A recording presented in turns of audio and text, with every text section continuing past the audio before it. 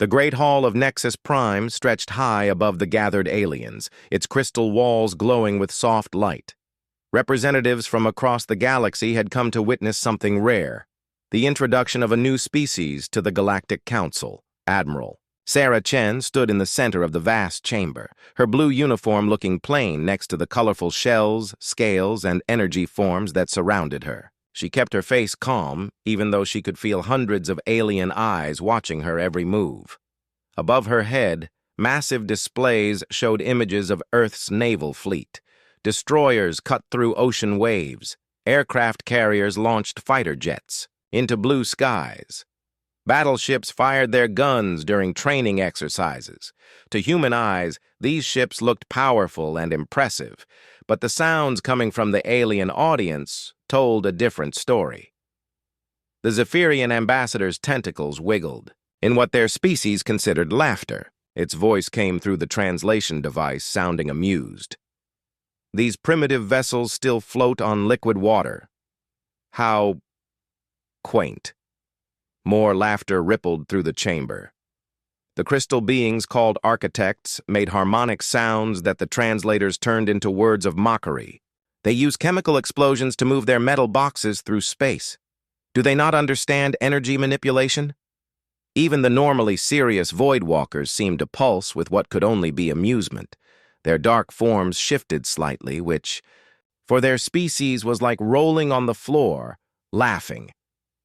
Admiral Chen had studied these aliens for months. She knew the Zephyrians commanded fleets that could phase through solid matter. The architects built ships from pure energy that could reshape themselves at will. The Voidwalkers traveled through dimensions that humans couldn't even see. Every species here controlled forces that Earth's scientists barely understood.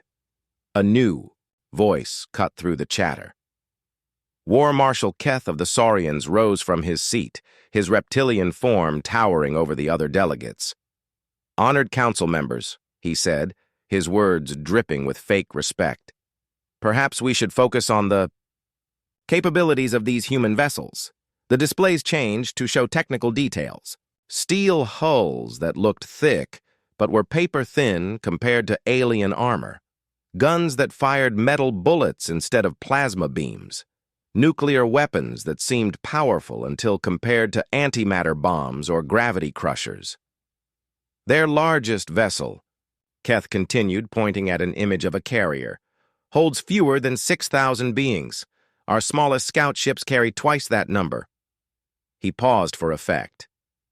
And look at their propulsion systems, chemical rockets. They burn hydrocarbons to move through space. The laughter grew louder. A delegate from the gas giant species made a sound like wind through metal pipes, their version of hysterical laughter. "Do they also use wooden clubs for weapons?" the translator rendered their question. Admiral Chen watched it all with growing understanding. These aliens weren't just amused by human technology, they genuinely couldn't believe how backward it seemed. In their minds, any species advanced enough for space travel should have discovered energy manipulation, matter phase technology, or at least basic antimatter generation. The Council's leader, an ancient being that looked like living starlight, raised one glowing appendage for silence. "The human representative may speak," it said, its voice carrying the weight of millennia. Admiral Chen stepped forward. "Honored Council, humanity is grateful for this opportunity to join the galactic community. Our ships may seem primitive to your eyes, but they have served us well. They brought us to the stars and allowed us to build colonies on 12 worlds. 12 worlds! The Zephyrian ambassador's tentacles wiggled again. Our newest member species typically controls 50 systems before seeking council membership. And their weapons, added a delegate Chen didn't recognize, its crystalline body sparkling with internal light. Metal projectiles and chemical explosives. Do they not understand that modern warfare requires quantum disruption and dimensional folding? War Marshal Keth stood again, his yellow eyes fixed on Admiral Chen. Perhaps, he said slowly, the humans would benefit from guidance, protection while they develop proper technology. The word protection sent a chill through Admiral Chen's spine. She had read about other species that received Council protection. They became client states, their resources managed by more advanced civilizations, their military forces integrated into Council fleets under alien command. The human military, Keth continued, could serve as auxiliary forces. Their primitive kinetic weapons might have limited use in specific situations, but clearly they cannot be expected to defend themselves against modern threats. The ancient Starlight being considered this. What does the human representative say to this generous offer? Admiral Chen looked around the chamber. Every alien face showed the same expression, amused tolerance mixed with pity. They genuinely believed they were helping humanity by offering to take control of Earth's defenses. We appreciate the Council's concern, she said carefully, but humanity has always preferred to handle its own defense. This caused another wave of laughter. Handle their own defense? The gas giant delegate's pipes whistled with amusement. Against what?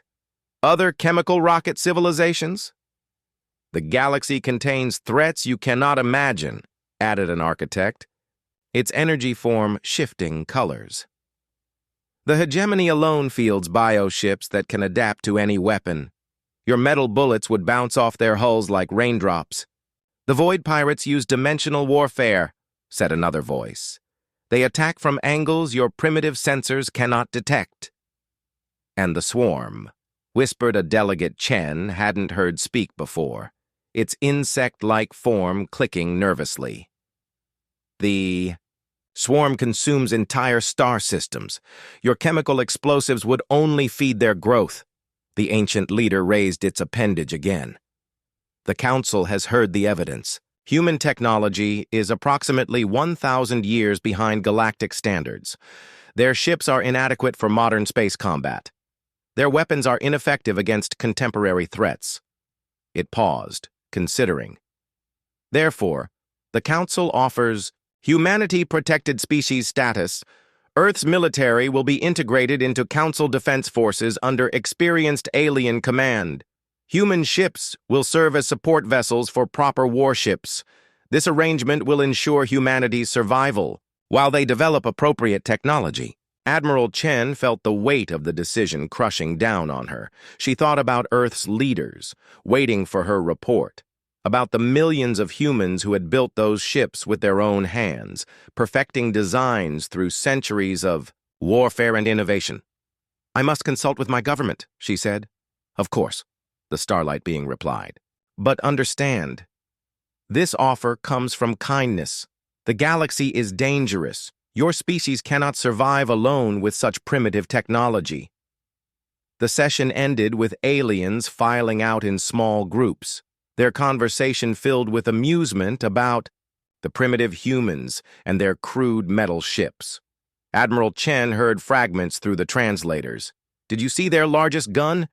It fires solid metal, chemical propulsion, like something from the Dark Ages. At least they won't accidentally hurt themselves with their weapons. Too simple to malfunction.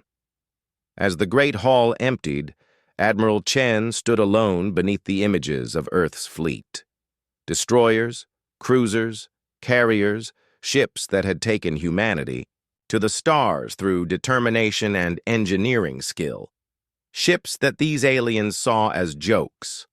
She thought about the offer, protection, guidance, integration into alien fleets as support vessels. She also thought about something the aliens hadn't considered. Every human ship in those displays had been built by a species that had spent thousands of years learning one thing better than any other: how to kill each other efficiently. But the aliens didn't need to know that yet. Admiral Chen activated her communication device and sent a message back to Earth. Council offers protection. Terms unacceptable. Recommend continued independent development. Will report full details upon return. She looked up at the images of humanity's Fleet 1. More time. The aliens had laughed at those ships. Soon she suspected the galaxy might learn why that was a mistake. 3 months after the council meeting, everything changed. Admiral Chen was reviewing fleet deployment reports in her office on Luna Station when the emergency alert chimed. The holographic display activated, showing the concerned face of Secretary General Martinez from Earth. "Sarah, we just received an urgent transmission from the Galactic Council. There's a crisis." The display shifted to show the recording. The same ancient starlight being that had offered humanity protection now looked dim and flickering with worry. Emergency session called. The hegemony has issued an ultimatum. All council species must prepare for immediate response. Admiral Chen frowned. She had heard of the hegemony during her briefings, a militant alliance of 7 aggressive alien species that operated on the galaxy's outer rim. They were known for raiding frontier worlds and challenging council authority, but they had never made direct threats before. Within hours, more details arrived through diplomatic channels. The hegemony's message was simple and terrifying. They demanded immediate territorial concessions from the Council, specifically control of 12 star systems rich in rare minerals. They also wanted the right to harvest resources from what they called lesser species. The list of lesser species included humanity. Harvesting, Admiral Chen read from the intelligence report. Based on previous hegemony actions, this likely means enslaving populations for manual labor and using their biological material for bioship construction. The report made her stomach turn. The hegemony didn't just conquer other species, they consumed them. Their ships were living creatures, grown from harvested genetic material and fed with organic matter from conquered worlds. The Council's response came within days. 3 massive fleets deployed to intercept hegemony forces at the border systems. Admiral Chen watched the deployment through intelligence feeds, impressed despite herself by the alien vessels. The Zephyrian fleet consisted of 50 ships that looked like flowing liquid metal. Each vessel could phase through solid matter and fire weapons that existed in multiple dimensions simultaneously. Their flagship was 3 kilometers long and carried enough firepower to crack a planet's crust. The Architect fleet was even more impressive. 60 ships made of pure energy, each one capable of reshaping itself into different configurations during battle. Their weapons could manipulate gravity and time, creating tiers in space itself. The Voidwalker contribution was smaller but perhaps most dangerous. 20 ships that existed partially outside normal space, allowing them to attack from directions that most species couldn't even perceive. Combined fleet strength, Admiral Chen's intelligence officer reported, approximately 130 vessels with technology centuries ahead of anything the hegemony has shown in previous encounters. Council Command expects complete victory within 72 hours. Admiral Chen studied the tactical projections. On paper, it should have been a massacre. The Council's energy weapons and exotic technologies completely outclassed anything in hegemony reports. Their shields could deflect antimatter charges. Their sensors could track targets across multiple dimensions. The first engagement took place in the Kepler 186 system, where a hegemony scouting force was reported to be establishing a forward base. Admiral Chen watched the battle reports with growing disbelief.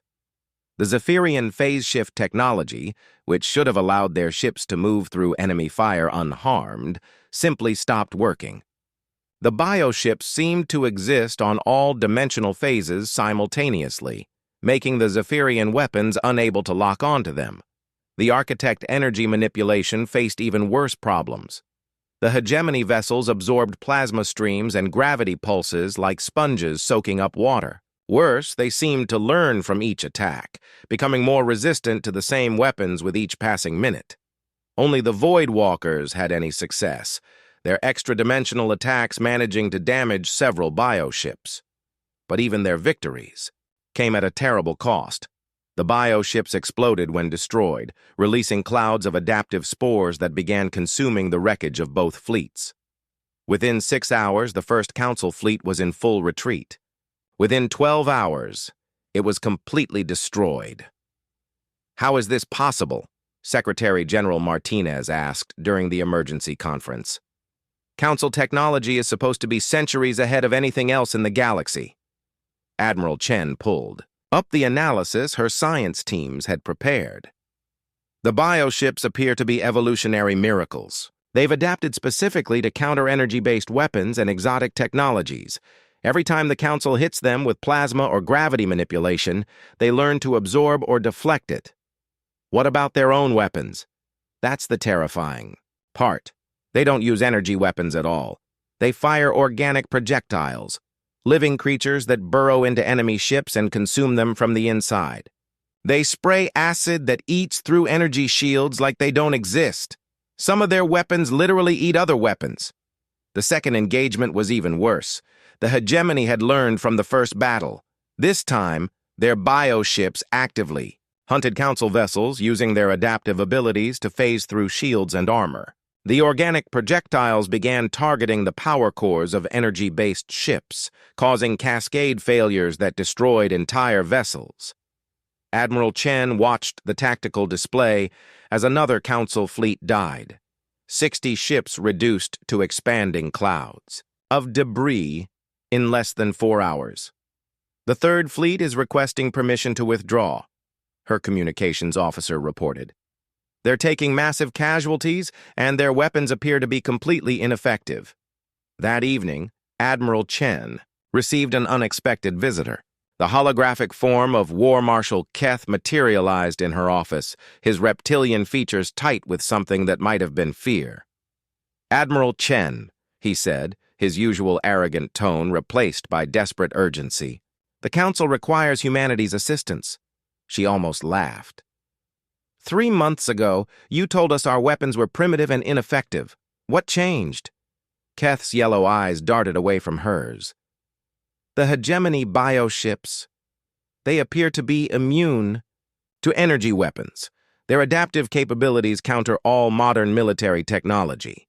He paused, as if the next words pained him. "Your kinetic weapons and chemical explosives might be effective against their organic hulls." "Might be effective? We need to know. Council fleets are being destroyed faster than we can deploy them. If this continues, the hegemony will control 12 systems within a month. From there, they can launch attacks on any Council world." Admiral Chen leaned back in her chair. "And if we help you, what do we get in return?" "Full membership in the Council. No protected status. Equal voting rights and unrestricted access to galactic trade routes." It was everything humanity had wanted 3 months ago. But now, Admiral Chen found herself wondering if it was enough. "We'll need complete tactical command of any joint operations," she said finally. "Human ships, human tactics, human rules of engagement." Keth's expression tightened. "Admiral, with respect, human tactical doctrine is centuries behind." "War Marshal," Admiral Chen interrupted. "Your advanced tactics just lost 3 fleets to an enemy that apparently learned to fight by eating your weapons. Maybe it's time to try something different." A long silence filled the room. Finally, Keth nodded reluctantly. "What do you need?" 24 hours to prepare the Third Fleet. And I want complete tactical intelligence on every hegemony engagement, every weapon they used, every adaptation they made, every trick they pulled. You'll have it within the hour." After the War Marshal's image disappeared, Admiral Chen sat alone in her office, staring out at the stars. Somewhere out there, an enemy that had evolved to counter the galaxy's most advanced weapons was consuming entire fleets. She thought about the alien laughter 3 months ago, the mockery of human technology, the dismissal of kinetic weapons, and chemical explosives as primitive relics. She activated her communication system and sent orders to Fleet Command. "Prepare Third Fleet for immediate deployment. Combat load on all weapons. Tell the crews they're about to show the galaxy what primitive really means."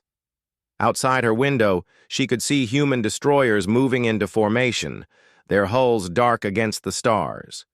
Ships that every alien in the galaxy considered jokes. ships built by a species that had spent millennia perfecting the art of warfare. Soon, Admiral Chen thought, the galaxy would learn what human ships could really do when they stopped pretending to be civilized. The UNS Thunderchild cut through space toward the Kepler 442 system like a shark moving through dark water. Captain Marcus Rodriguez stood on the bridge, watching the tactical display as his small fleet maintained perfect formation. 6 destroyers, 3 cruisers, and 1 aging carrier. Against the massive hegemony bioships that had destroyed 3 council fleets, it looked like a suicide mission. "Contact in 30 minutes, reported Lieutenant Kim from the sensor station. "I'm reading massive energy signatures ahead. Something big." Captain Rodriguez nodded. He had studied every report from the failed council engagements. The bioships were huge, some over 10 kilometers long. They could adapt to any weapon, absorb energy attacks, and fire living projectiles that consumed their targets from the inside. His own ship carried a crew of just 200. Small compared to the 1,000-being crews of council vessels, but each human had trained for this moment their entire career. "Weapons status?" he asked. "All railguns loaded and ready," reported Commander Sarah Park, his weapons officer. "Main battery has tungsten penetrators. Secondary guns loaded with high explosive rounds. Point defense systems armed with depleted uranium slugs." Rodriguez smiled grimly. The aliens had laughed at these weapons, metal bullets fired by chemical explosions and magnetic acceleration, primitive by galactic standards. The Thunderchild had been upgraded since the council meeting.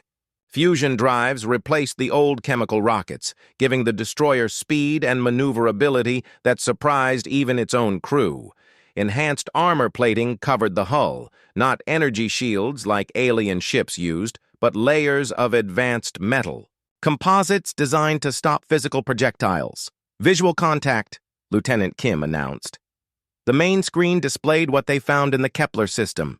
Rodriguez had to fight to keep his expression neutral. A hegemony bioship hung in space near the mining stations of Kepler 442b. It looked like a massive living creature, which, Rodriguez realized, it probably was. Organic curves instead of straight lines. A hull that seemed to pulse with its own heartbeat.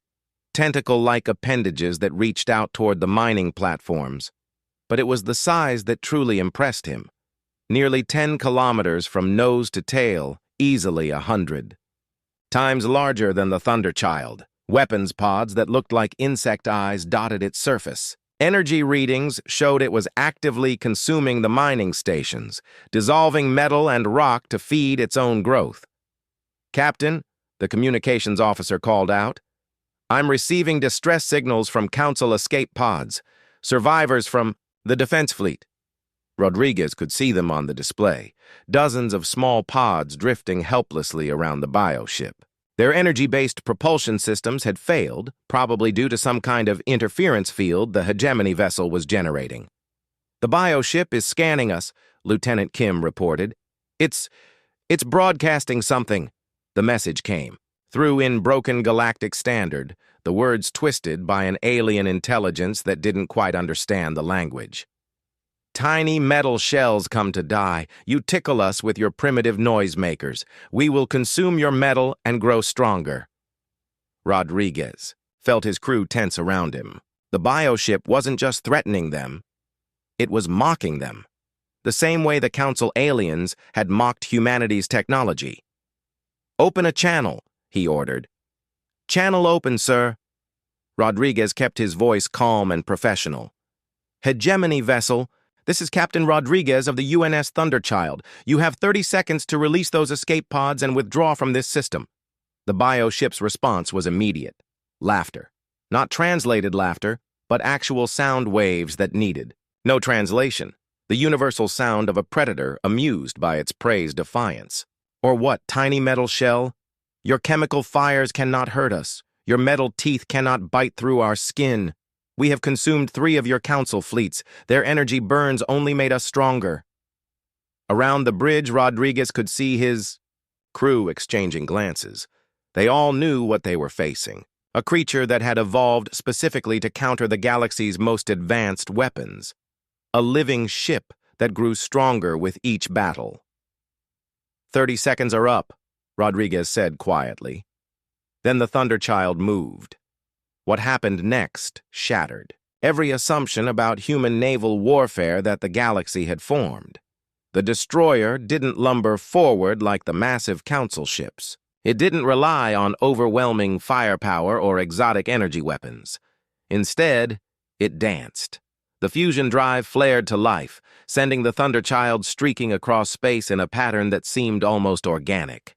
Advanced maneuvering thrusters fired in precise sequences, allowing the ship to change direction at incredible speed. The destroyer traced curves and spirals through space, moving like a living thing instead of a mechanical construct. The bioship tried to track the human vessel with its weapons, but the Thunderchild was too fast, too unpredictable. Every time the organic cannons locked onto the destroyer, it had already moved to a different position. "Target locked," Commander Park reported. "Firing main battery." The railguns spoke with voices like thunder. Tungsten penetrators, each one weighing several tons, accelerated to a significant fraction of light speed by magnetic fields. They crossed the distance to the bioship in microseconds. The bioship's adaptive hull, which had absorbed plasma streams and deflected gravity waves, had no defense against simple kinetic energy. The tungsten rounds punched through the organic armor like it was made of wet paper, creating perfectly round holes that went completely through the creature's body. For a moment, nothing happened. Then the bioship began to writhe. The creature tried to adapt the way it had learned to counter energy weapons. Its hull began to thicken around the impact points, organic material flowing like liquid to seal the wounds. That was when the second salvo arrived. These weren't simple kinetic penetrators. They were high explosive rounds, their chemical warheads designed to detonate inside the target. The bioship's attempts to heal became its downfall as the explosions tore through its internal structure. Direct hit on what appears to be a nerve. "Cluster," Commander Park reported. "The creature is showing signs of distress." Rodriguez could see it on the display. The massive bioship was convulsing, its organic weapons firing randomly into space as its nervous system was disrupted by the chemical explosions. The bioship tried to fight back. It launched living missiles, creatures that looked like giant insects, their wings carrying them through space toward the Thunderchild. These organic weapons should have been impossible to stop, able to adapt and evolve during their flight. The destroyer's point defense systems opened fire. Thousands of depleted uranium slugs filled the space around the Thunderchild, creating a wall of metal fragments that the organic missiles flew directly into. The living weapons, evolved to counter energy attacks and exotic particles, had no defense against simple high-velocity metal. They died by the dozens, their adaptive biology useless against weapons that worked through pure physics. "Captain," Lieutenant Kim called out, "the bioship is trying to regenerate. Its hull is reforming around the damage." Rodriguez watched as the creature's wounds began to close, but something was wrong. The regeneration process was slower than it should have been, and parts of the hull were changing color. "What's in those penetrator rounds?" he asked Commander Park. "Depleted uranium core, sir, with a coating of white phosphorus for improved penetration." Rodriguez smiled. White phosphorus burned at extremely high temperatures and was almost impossible to extinguish. Even in the vacuum of space, it would continue to burn as long as it had organic material to consume. The bioship was trying to heal around chemical fires that were literally eating it from the inside. "Closing to optimum range," the helmsman reported. "Ready for close engagement." "All weapons, continuous fire," Rodriguez ordered. "Don't give it time to adapt." The Thunderchild unleashed everything it had. Railguns fired tungsten penetrators. In steady streams, missile tubes launched chemical warheads. Even the point defense guns turned their attention to the bioship's surface, peppering it with thousands of uranium slugs. The massive creature writhed and twisted, its organic hull smoking and burning in dozens of places. It tried to launch more living missiles, but the Thunderchild's point defense cut them down before they could travel more than a few kilometers. It tried to fire its main weapons, streams of acid that should have dissolved the destroyer's hull. But the acid splashed harmlessly against the Thunderchild's armor, which had been designed to withstand chemical attacks as well as kinetic impacts. For 10 minutes, the battle raged. The bioship, 10 times the size of its opponent, slowly died, under the sustained assault of primitive weapons that it had no defense against. Finally, the massive creature stopped moving. Its organic hull cracked and split, releasing clouds of superheated gas into space. Internal fires, fed by the white phosphorus, continued to burn throughout its structure. "Confirmed kill," Commander Park reported. "The bioship is dead." Rodriguez looked at the tactical display. One human destroyer had accomplished what 3 Council fleets could not. They had killed a hegemony bioship using weapons that every alien in the galaxy considered primitive jokes. "Captain," the communications officer called out, "I'm receiving transmissions from the escape pods. The Council survivors want to know how we did that." News of the Thunderchild's victory spread through the galaxy faster than light itself. On Nexus Prime, the same council chamber where aliens had laughed at human ships now buzzed with confusion and disbelief. War Marshal Keth stood before the ancient starlight being, his reptilian features tight with frustration. "Honored leader, I must report that our analysis teams cannot explain the human success. Their weapons should have been ineffective against hegemony biotechnology." The architect delegate pulsed with confused colors. "A single primitive vessel destroyed what our combined fleets could not even damage. This violates all known principles of adaptive warfare." "Perhaps," whispered the Void Walker representative, "we underestimated the effectiveness of kinetic bombardment." Admiral Chen watched the proceedings from the human observer section. 3 days ago, these same aliens had been offering humanity protection as if they were helpless children. Now they scrambled to understand how human weapons had succeeded, where theirs had failed, the starlight being raised one glowing appendage. "Admiral Chen, the Council requests a full tactical briefing on your vessel's engagement." Admiral Chen stood, her uniform crisp and professional. The Thunderchild used standard human naval tactics, kinetic weapons, chemical explosives, and coordinated point defense. Nothing sophisticated by our standards. "But how?" War Marshal Keth demanded. "The bioships adapt to any attack pattern. They learn from each engagement." "They learn from energy-based attacks," Admiral Chen corrected.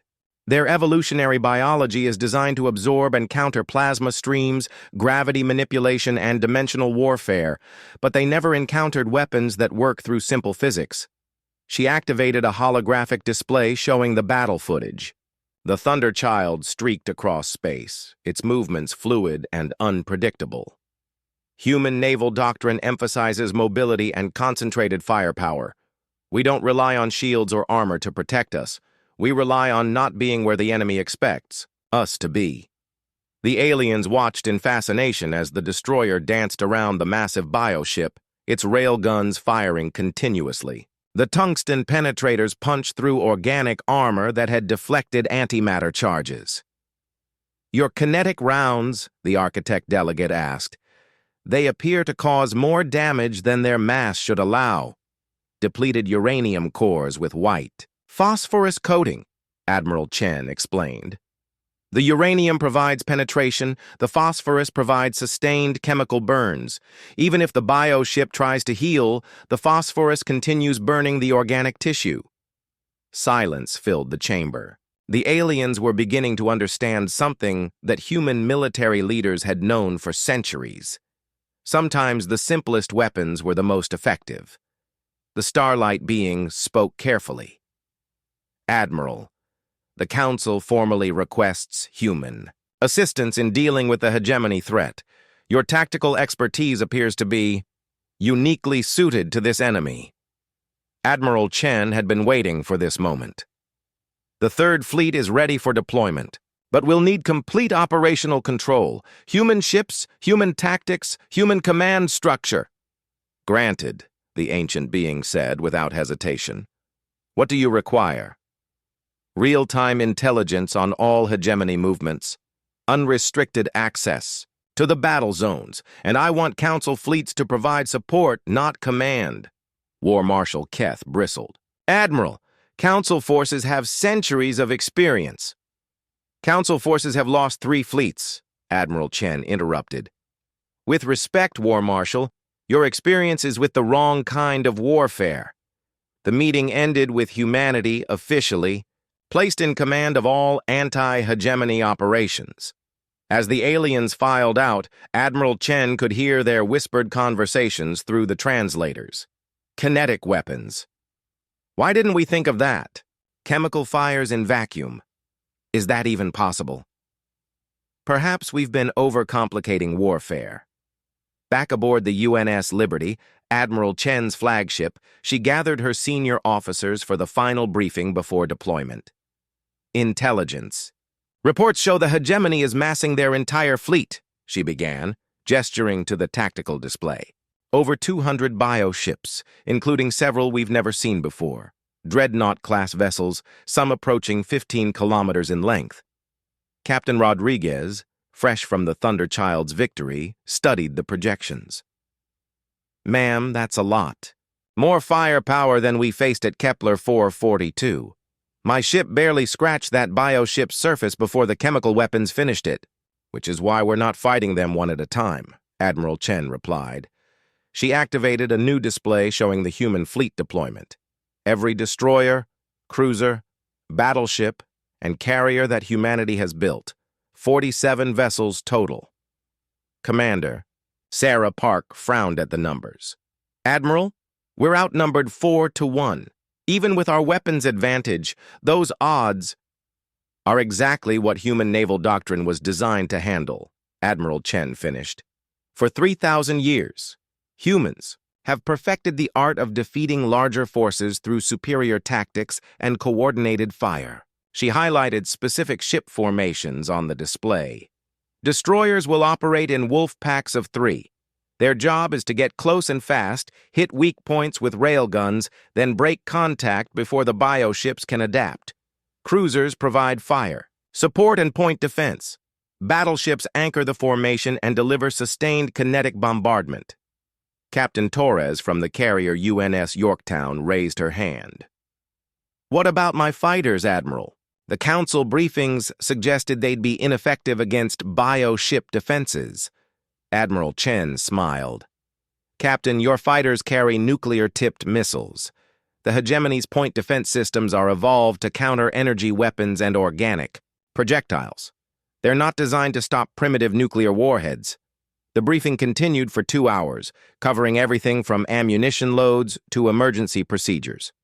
When it ended, Admiral Chen stood alone on her bridge, looking out at the human fleet, 47 ships against over 200. By any rational calculation, it should have been hopeless. But Admiral Chen knew something the aliens didn't understand. Every ship in her fleet had been built by a species that had learned warfare through necessity, not choice. Humans had fought each other for millennia, developing weapons and tactics through bitter experience. The aliens fought with elegant energy weapons and sophisticated technology. Humans fought to win. Admiral, her communications officer called out, incoming transmission from the hegemony fleet. They're addressing us directly. The main screen activated, showing a nightmare combination of organic and mechanical components. The hegemony commander was clearly once a humanoid species, but biomechanical modifications had turned it into something else entirely. Human vessels, it spoke in perfect galactic standard. You destroyed one of our scouts. Impressive for such primitive creatures. But you face our full strength now. Surrender, and we will consume your ships quickly. Resist, and we will take you apart piece by piece. Admiral Chen stepped forward. Hegemony, Commander, this is Admiral Sarah Chen of the United Nations Space Force. Your ultimatum is noted and rejected. You have 10 minutes to withdraw from this system before we demonstrate why humanity spent so long perfecting the art of warfare. The alien's modified face showed what might have been amusement. Art of warfare? You are children playing with metal toys. We have consumed civilizations that mastered energy manipulation before your species learned to make fire. Perhaps, Admiral Chen replied calmly. But those civilizations never learned how to make proper war. We did. The transmission ended. Around the bridge, her crew prepared for battle with the calm efficiency that marked professional warriors. All. Ships report ready, the communications officer announced. Admiral Chen looked out at her fleet one last time. 47 ships carrying the hopes of humanity and the reputation of their species. Ships that aliens had dismissed as primitive jokes. Fleet General Quarters, she ordered. All vessels, execute attack pattern Delta. Show them what human ships can do when we stop being polite. The human fleet moved forward, and the galaxy held its breath. What followed became known throughout the galaxy as the Kepler Massacre, though no human who fought in the battle would ever call it that. To them, it was simply war fought the way their species had always fought it, with overwhelming violence, applied precisely where it would do the most damage. The human fleet didn't charge straight at the hegemony armada like the Council fleets had done. Instead, they spread out across 1,000 kilometers of space, moving in patterns that seemed random but were actually calculated to maximum precision. Admiral Chen watched from the UNS Liberty's bridge as her destroyers began their deadly dance. The Thunderchild led one wolf pack, its sister ships Stormbreaker and Javelin flanking it in perfect formation. Each destroyer moved independently, but coordinated with the others, creating crossfire patterns that gave the bioships no safe direction to turn. Contact in 60 seconds, reported Commander Mills from the sensor station. Enemy fleet is maintaining formation. No sign of tactical adaptation yet. The hegemony bioships moved like a living wall of flesh and metal, their organic hulls pulsing with internal light. The largest dreadnought stretched 15 kilometers from nose to tail, its surface covered with weapon pods that looked like giant eyes. Smaller vessels swarmed around it, each one still larger than any human ship. They're confident, observed Captain Hayes, Admiral Chen's tactical officer. They think superior numbers and size will carry the day. Admiral Chen smiled grimly. They're about to learn why that's a mistake. The first shots came from the bioships, streams of organic acid and living missiles that should have torn through the human formation. Instead, they found empty space. The human ships had anticipated the attack patterns, their movements calculated to avoid the areas where the bioweapons would arrive. Then the human fleet opened fire, and space exploded into violence. The destroyers struck first, their railguns speaking with voices like thunder. Tungsten penetrators crossed the distance at significant fractions of light speed, punching through bioship hulls with devastating effect. But unlike the single engagement at Kepler 442, now there were dozens of human ships firing simultaneously. Bioships tried to adapt the way they had against Council weapons, their organic hulls flowing and changing to deflect the kinetic impacts. But adaptation took time, and the human weapons didn't give them any. Railgun rounds arrived in steady streams, each impact disrupting the bioship's attempts to evolve defenses. Target the large one, Admiral Chen ordered, highlighting the dreadnought on her tactical display. All battleships, concentrated fire. The human battleships opened up with their main guns, massive rail weapons that fired projectiles the size of small buildings. The dreadnought's thick organic armor, which had shrugged off antimatter charges, cracked and split under the kinetic bombardment. But it was the cruisers that delivered the killing blow.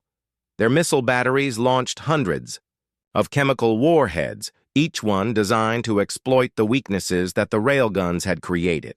White phosphorus and thermite burned through the bioship's internal structure, creating fires that the creature couldn't extinguish.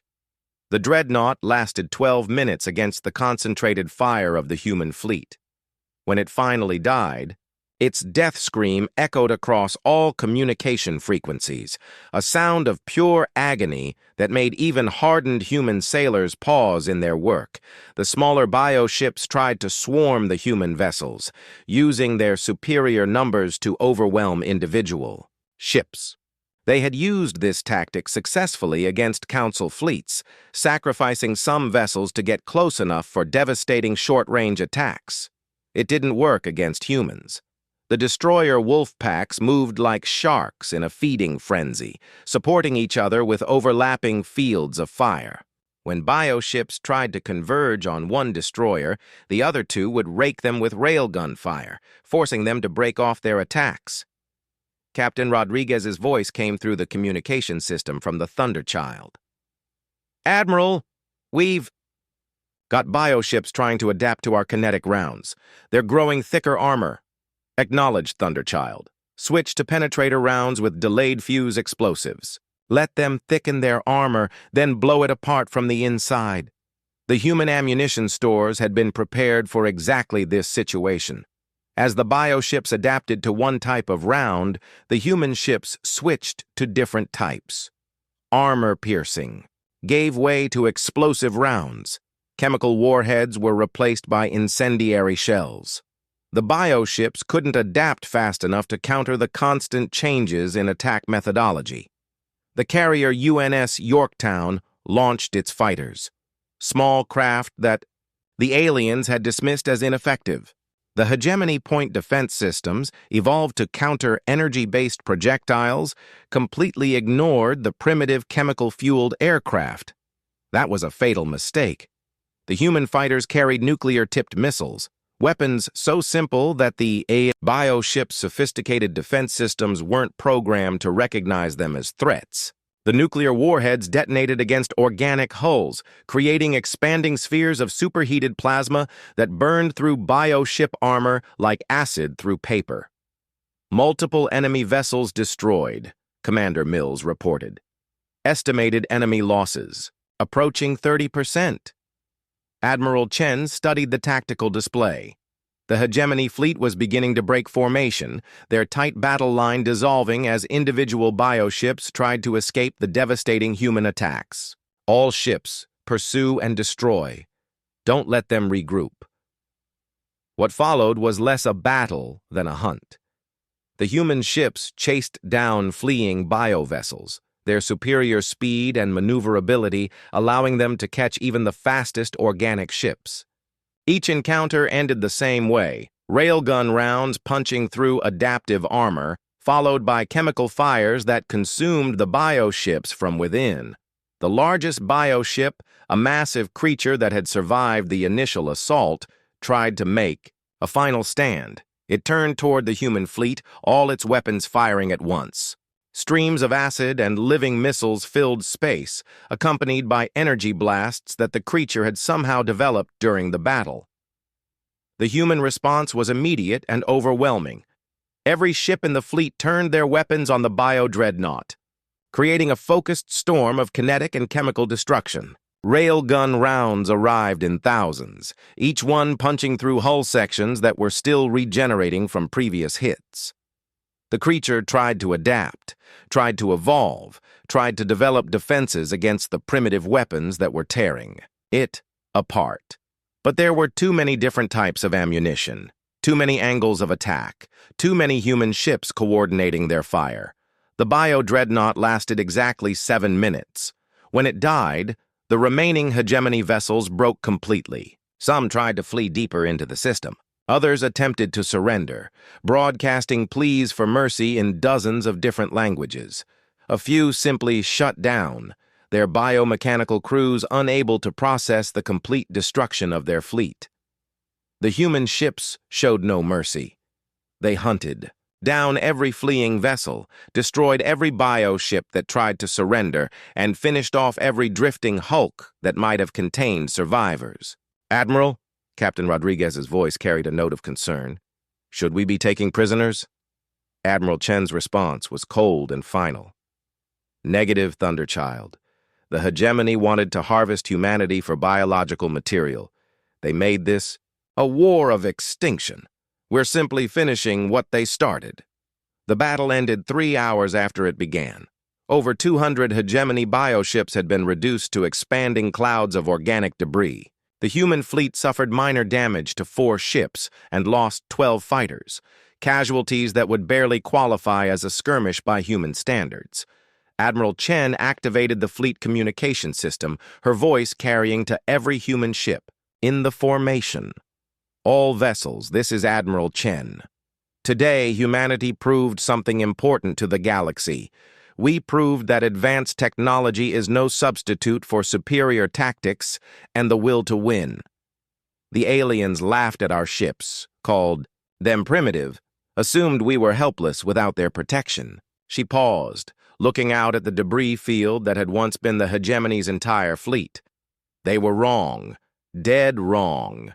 These ships weren't built for exploration or peaceful contact. They were built by a species that understands one fundamental truth about warfare. There is no substitute for victory. And we have been perfecting the art of winning wars for thousands of years. The transmission ended, but Admiral Chen wasn't finished. She opened a new channel, broadcasting on all galactic frequencies. This is Admiral Sarah Chen of the United Nations Space Force, addressing all civilizations within the Galactic Council and beyond. The hegemony threat has been permanently eliminated. Any species considering aggression against human worlds or our allies should understand what they just witnessed. She gestured toward the expanding debris field. We are not the primitives you believed us to be. We are not the junior partners seeking protection. We are the apex predators of our own world, and we have brought those instincts to the stars. Our ships may seem primitive to your eyes, but they were designed for one purpose: to win wars against any opponent, using any means necessary. The transmission carried across the galaxy, reaching every inhabited world, every space station, every alien fleet. The message was simple and